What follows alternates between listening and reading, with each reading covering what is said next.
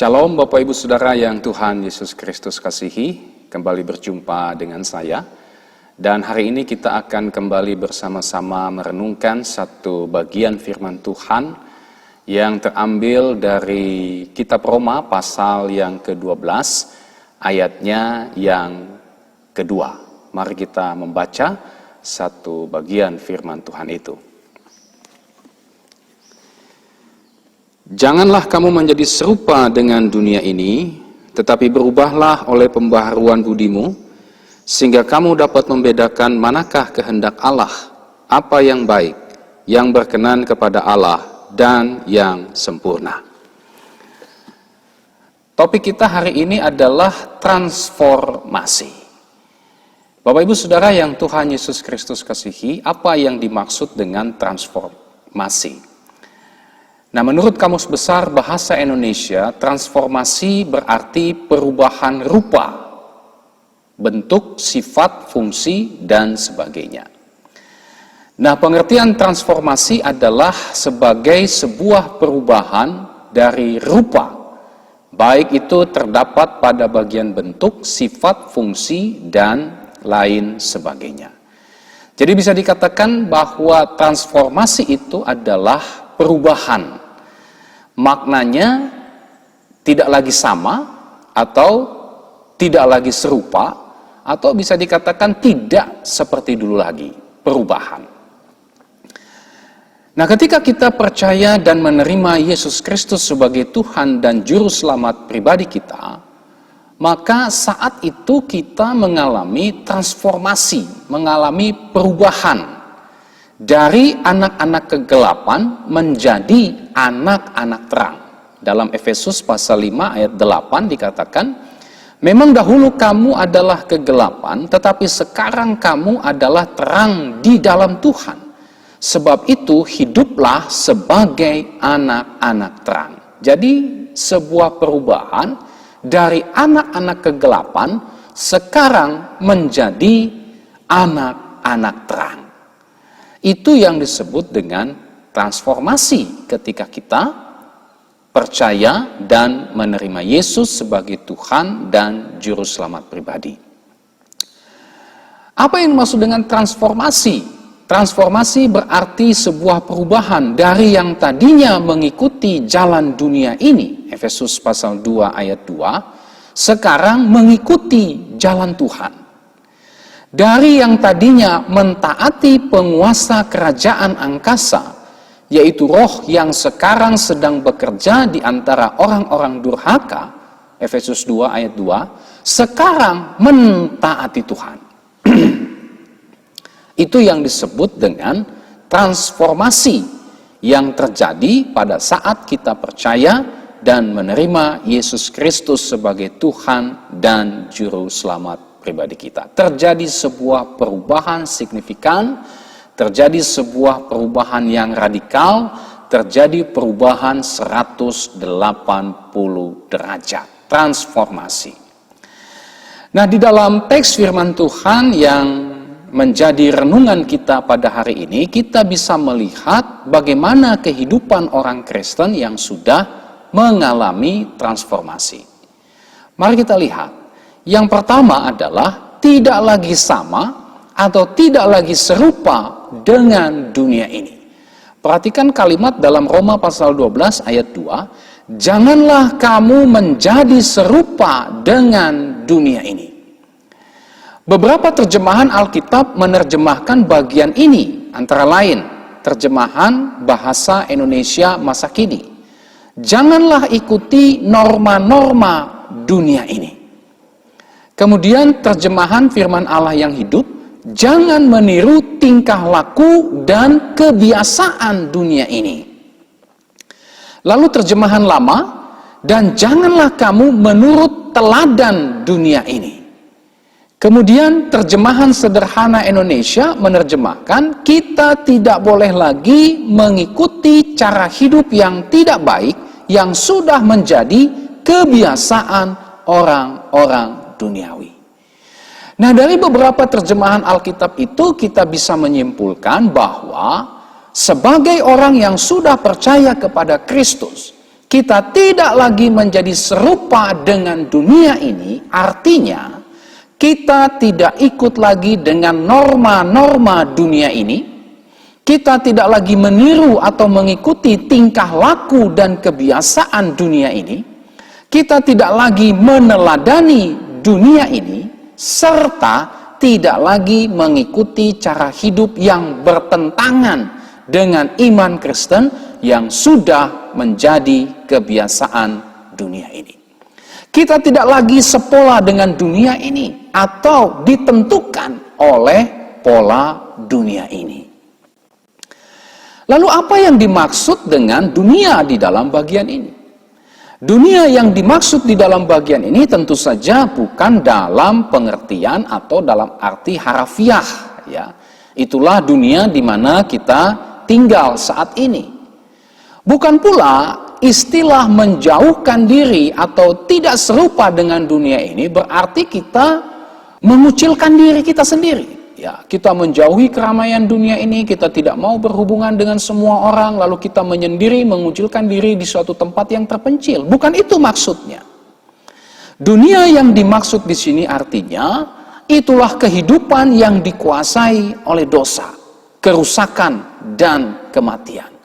Dunia yang dimaksud di sini adalah sebuah gambaran dari gaya, norma, pola hidup yang fasik, yang korup, yang najis, yang cemar, bahkan bersifat okultis. Dunia yang dimaksud di sini adalah sistem yang menentang pengenalan akan Allah.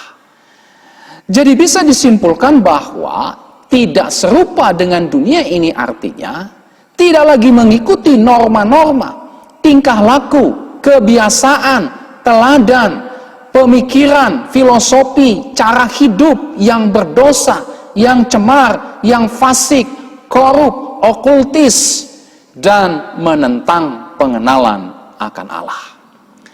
Nah, orang yang sudah mengalami transformasi di dalam hidupnya, ya tentu saja hidupnya tidak lagi serupa. Hidupnya tidak lagi sama dengan dunia ini. Bukankah kita sudah diubahkan, ditransformasikan oleh karya Kristus? Artinya, ia tidak lagi terlibat atau tidak mengikuti norma-norma, tingkah laku, kebiasaan, teladan, cara berpikir, ya, cara hidup yang berdosa, cemar, fasik, najis, bahkan ya, terlibat dengan praktek okultisme.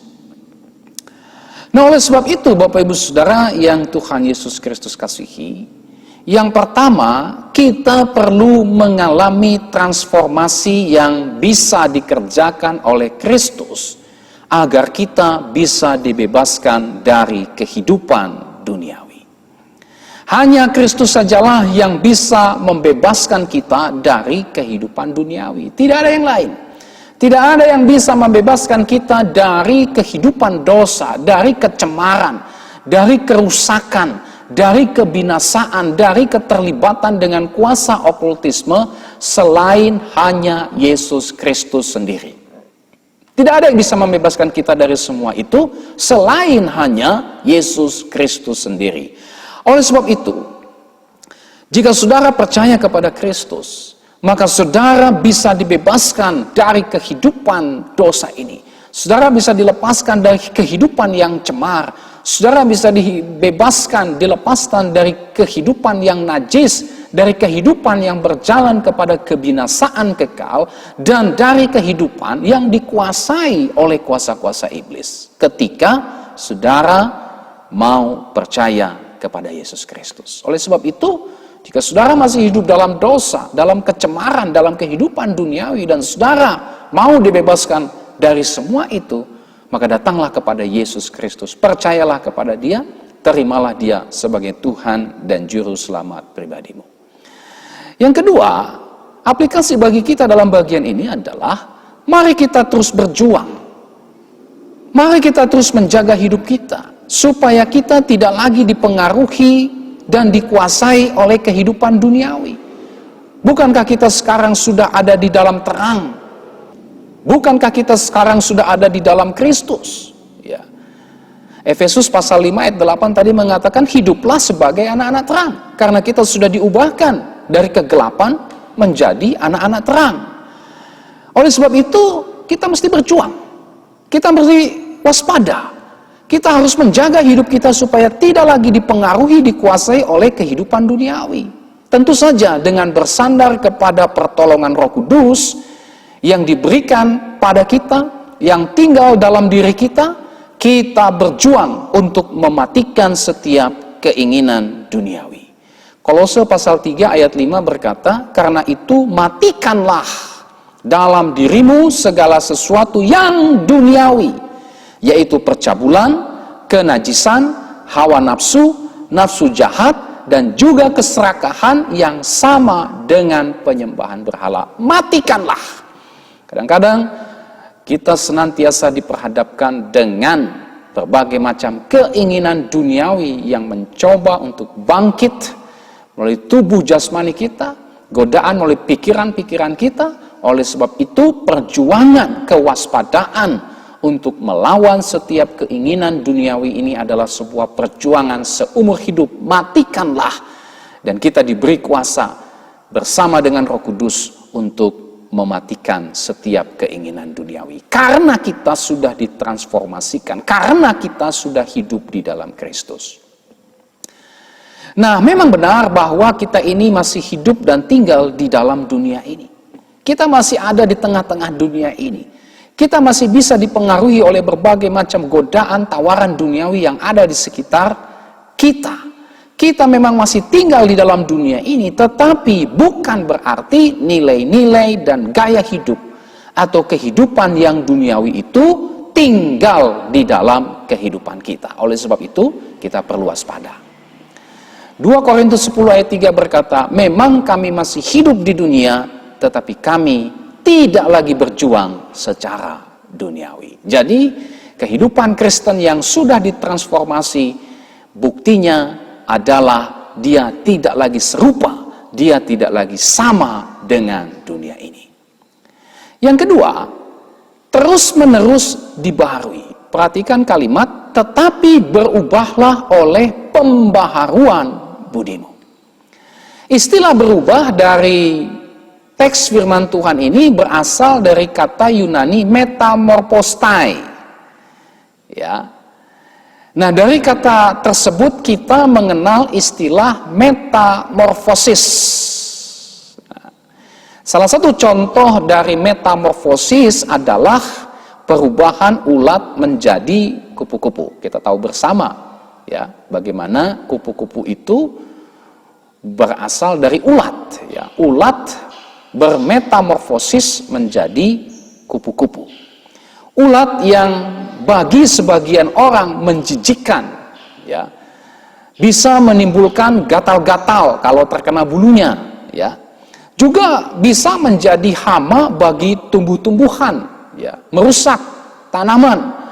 Bahkan ulat dianggap sebagai musuh para petani karena merusak hasil kebun atau hasil tanaman. Tetapi ulat yang menjijikkan tersebut, yang menimbulkan gatal-gatal, yang bisa menjadi hama, yang menjadi musuh para petani, bermetamorfosis menjadi kupu-kupu yang indah. Terjadi sebuah perubahan yang menakjubkan. Dari yang menjijikkan berubah menjadi indah. Dari hama berubah menjadi pembawa kehidupan.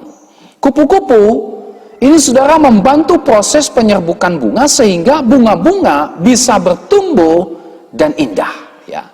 Jadi dari hama, dari yang tadinya merusak, berubah menjadi pembawa kehidupan. Ya. Kupu-kupu menjadi membantu proses penyerbukan sehingga bunga-bunga bisa bertumbuh dan indah. Ini sesuatu perubahan yang luar biasa. Nah, demikianlah gambaran dari orang yang sudah di dalam Kristus.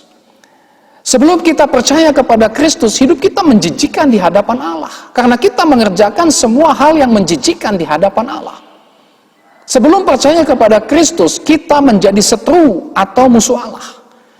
Sebelum percaya kepada Kristus, kita menjadi batu sandungan bagi sesama kita. Tetapi pada saat kita percaya kepada Kristus, ketika Kristus mengubah kehidupan kita, maka kita ditransformasikan, berubah. kita mengalami metamorfosis, berubah ya, menjadi orang yang berkenan kepada Allah, dikasihi Allah, menjadi anak-anak Allah, serta menjadi berkat bagi sesama, menjadi terang, menjadi garam bagi sesama. Hidup kita menjadi indah seperti kupu-kupu tadi ya. Sama seperti kupu-kupu yang indah tidak mungkin lagi menjadi ulat, demikian pula kehidupan kita yang sudah diubahkan oleh Kristus, kehidupan kita yang sudah indah karena sudah di dalam Kristus, tidak mungkin lagi kembali kepada kehidupan duniawi yang menjijikkan, yang cemar, ya, yang korup, yang merusak, bahkan yang membawa kita kepada kebinasaan. Jika kita sudah di dalam Kristus, maka ada perubahan, ada pembaharuan yang terjadi di dalam kehidupan kita.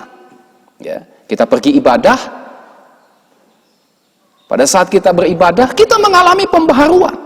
Kita mendengarkan firman, kita mengalami pembaharuan, berubah. Ya. Jangan sampai kita pergi ibadah, tapi justru tidak mengalami perubahan hidup.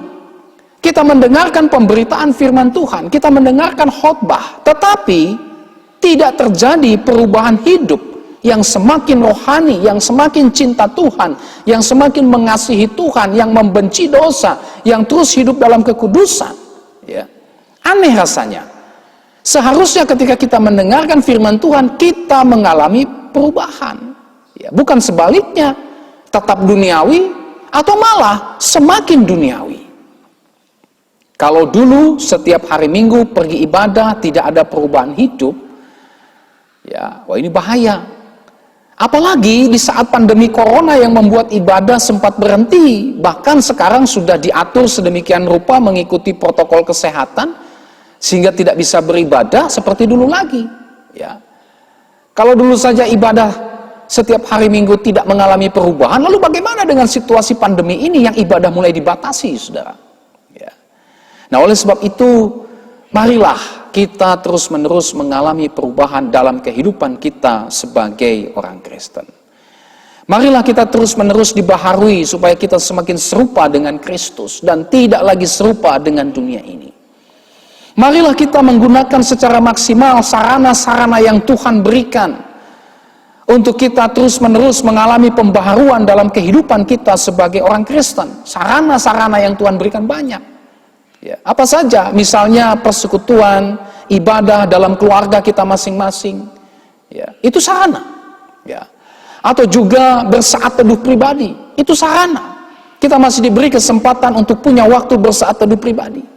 Ibadah di gereja, maupun mungkin sebagian saudara kita masih belum bisa beribadah di gereja, tapi sebagian masih bisa ibadah di gereja dengan mengikuti protokol kesehatan yang cukup ketat. Mari manfaatkan itu, gunakan itu secara maksimal untuk kita bertumbuh, ya, untuk kita terus-menerus mengalami pembaharuan. Sarana yang lain seperti misalnya kemajuan internet yang bisa kita akses dengan mudah melalui HP kita, sehingga kita bisa mengakses hal-hal yang bisa membangun kerohanian kita.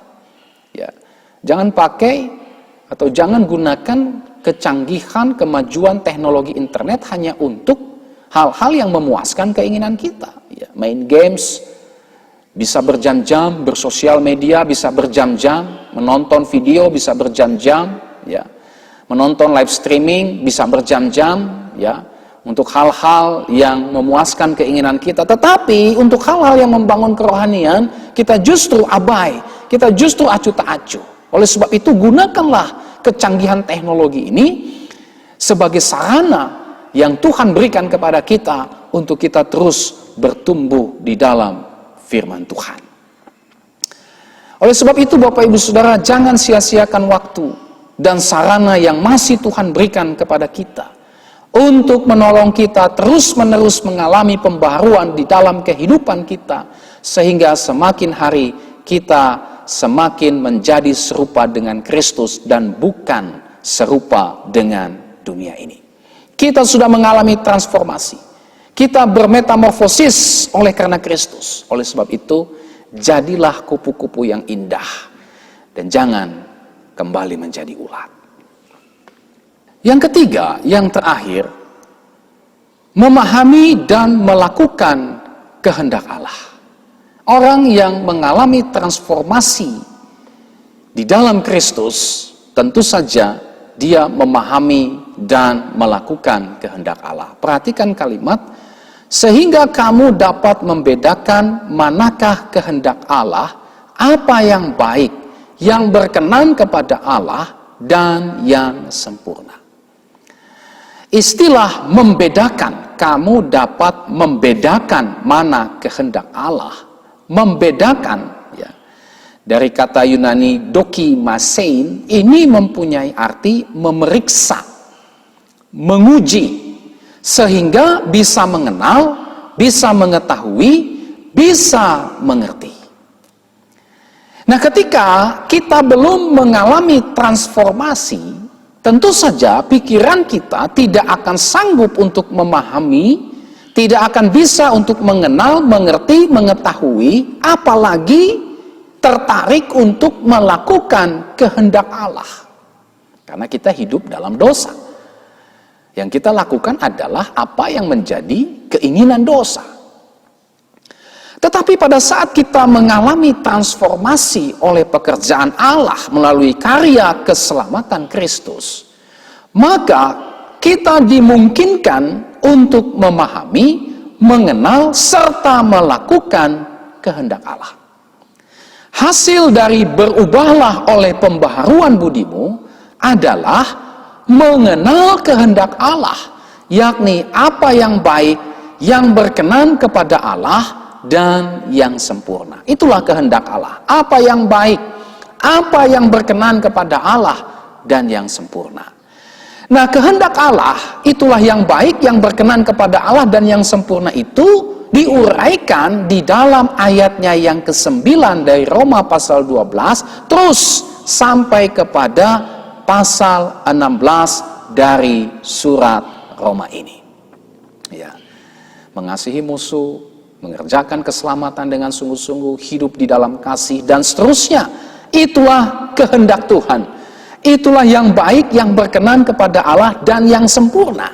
Ya, istilah sempurna di sini bukan berarti kita sama sekali tidak lagi bisa berbuat dosa, atau kita tidak lagi jatuh dalam dosa, atau kita betul-betul hidup suci, tidak ada kesalahan, tidak pernah jatuh dalam dosa sama sekali. Bukan.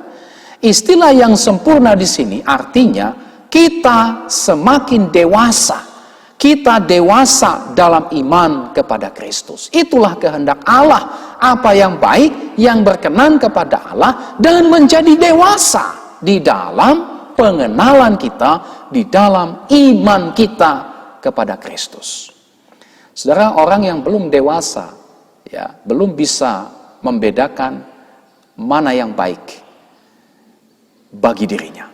Tapi orang yang dewasa bisa membedakan apa yang baik bagi dirinya. Demikian pula, orang yang sudah terus-menerus dibaharui oleh Kristus, hasil dari pembaharuan oleh akal budi kita yang sudah dibaharui oleh Kristus adalah kita semakin dewasa. Sehingga kita bisa membedakan kehendak Allah. Kita bisa menguji apakah ini kehendak Allah atau bukan. Kita bisa memahami, mengenal, dan hidup di dalam kehendak Allah. Kita tidak lagi bisa dengan mudah ditipu oleh berbagai macam muslihat setan dengan segala tipu muslihatnya yang licik. Kita tidak akan lagi mudah untuk dipengaruhi, digoda oleh dosa. Kenapa? Kita dewasa di dalam Tuhan. Inilah yang menjadi kehendak Tuhan. Oleh sebab itu, ketika kita sudah mengalami transformasi dalam Kristus, ya, mari kita terus mencari kehendak Allah. Mari kita terus belajar kehendak Allah. Dan marilah kita terus hidup di dalam kehendak Allah. Ini merupakan bentuk dari kehidupan yang terus-menerus memberi diri dibaharui oleh Tuhan. Hidup kita betul-betul berubah. Hidup kita betul-betul berbeda dengan dunia ini. Kita sekarang hidup berdasarkan kehendak Allah. Kita sekarang hidup sesuai dengan apa yang menjadi pimpinan Tuhan, hidup selaras dengan petunjuk Tuhan, dan tidak lagi hidup berdasarkan kehendak diri sendiri, apalagi keinginan dunia ini. Lalu di mana kita bisa belajar kehendak Allah? Di mana kita bisa menemukan kehendak Allah? Jawabannya adalah tentu saja di dalam Alkitab. Alkitab diberikan kepada kita supaya kita bisa menemukan apa yang menjadi kehendak Allah. Supaya kita bisa mengenal kehendak Allah dan supaya kita bisa menerapkan kehendak Allah itu di dalam kehidupan kita setiap hari. Oleh sebab itu, bacalah Alkitab kita setiap hari. Renungkanlah Alkitab itu setiap hari. Bagaimana kita bisa mengerti kehendak Allah, tahu yang menjadi pimpinan Tuhan, tahu maksud Tuhan, hidup dalam kehendak Allah. Kalau kita tidak suka, tidak mau, tidak pernah membaca Alkitab sama sekali. Oleh sebab itu, kalau kita mau bertumbuh di dalam Tuhan, kalau kita mau dewasa di dalam Tuhan, kalau kita mau mengerti apa yang menjadi kehendak Tuhan dalam kehidupan kita, kalau kita mau rindu untuk melakukan kehendak Tuhan dalam kehidupan kita, bacalah Alkitab saudara setiap hari. Renungkanlah itu. Lakukanlah apa yang diajarkan oleh Alkitab setiap hari. Dengan demikian, pasti kita bisa menemukan kehendak Allah. Dan kita tahu bagaimana hidup di dalam kehendak Allah tersebut.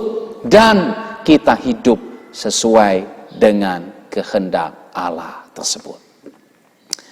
Nah, inilah renungan kita pada hari ini. Transformasi. Kiranya kita semua boleh mengalami transformasi yang dikerjakan oleh Kristus dan menunjukkan 3 ciri dari kehidupan yang sudah mengalami transformasi. Apa itu? Yang pertama, kita tidak lagi serupa, tidak lagi sama dengan dunia ini, karena kita sudah dipindahkan dari kegelapan ke dalam terang. Yang kedua, kita terus-menerus dibaharui melalui sarana-sarana yang Tuhan berikan kepada kita. Secara khusus, firman Tuhan, Alkitablah yang bisa membaharui kehidupan kita. Oleh sebab itu, renungkanlah firman Tuhan, bacalah Alkitab setiap hari, serta lakukan seluruh ajaran Alkitab di dalam kehidupan kita. Dan yang ketiga adalah kita pada akhirnya bisa memahami kehendak Allah dan hidup di dalam kehendak Allah tersebut. Kiranya bagian firman Tuhan ini boleh memberkati kita semua. Mari kita menunjukkan kehidupan yang sudah ditransformasi dengan 3 ciri yang disampaikan di dalam teks firman Tuhan pada hari ini. Sampai kita berjumpa kembali, Tuhan Yesus memberkati saudara dan shalom.